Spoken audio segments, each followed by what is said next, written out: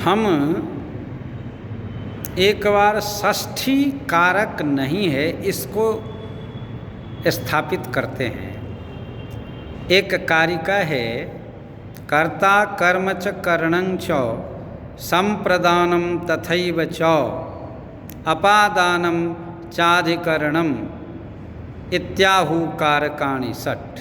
कारकाणि षट् अर्थात मित्रों कारक 6 होते हैं। कौन कौन से गिने आप?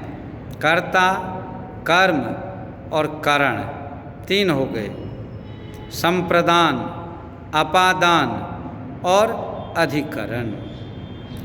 तो ये जो संबंध है वही षष्ठी कारक। संबंध को 108 बताया गया है।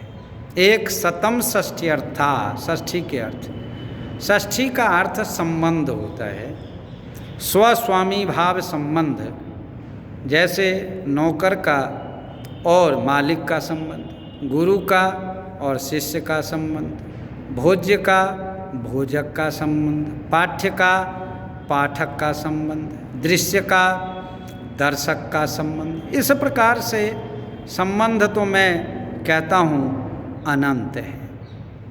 यह जो संबंध है भोज्य और भोजक का, मान लीजिए यह संबंध वो संबंध नहीं है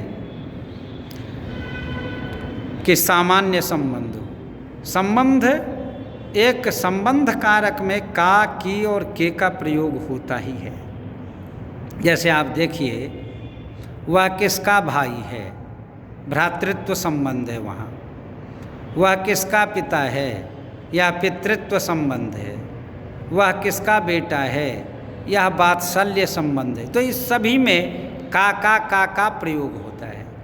तो संबंध जो है वो षष्ठी नहीं है, क्योंकि रामस्य पिता, रामस्य जो षष्ठी है उसका कारक के साथ संबंध नहीं है। क्रियान्वित्वम कारकत्वम, क्रिया के साथ जिसका संबंध हो। रामस्य पिता गच्छति, यहाँ पर गच्छति जो क्रिया है उसका संबंध पिता के साथ है, इसीलिए पिता में कर्ता कारक है। पर रामस्य पिता में राम का संबंध गच्छति के साथ कुछ भी नहीं है, इसीलिए रामस्य में षष्ठी है। मैं कहूँगा अहम तब भ्राता इदानीं गच्छामि, मैं तेरा भाई अभी जा रहा हूँ। तो तब भ्राता, तो तब में किसी प्रकार का भी क्रिया का अन्वय नहीं होता है। तो जिसका क्रिया के साथ अन्वय नहीं होता है मित्रों, निश्चित रूप से वह कारक नहीं होता है, वह संबंध होता है और संबंध में षष्ठी विभक्ति होती है। पाणिनि का एक सूत्र है, षष्ठी कारक प्रातिपदिकार्थ व्यतिरिक्त स्वस्वामी भावादि संबंधः शेषः तत्र षष्ठी स्यात्। कारक कर्म से लेकर के और अधिकरण तक 5 हैं, और फिर प्रातिपदिकार्थ जो है प्रथमांत होता है। प्रातिपदिकार्थ लिंग परिमाण वचन मात्र प्रथमा से प्रथमा होती है।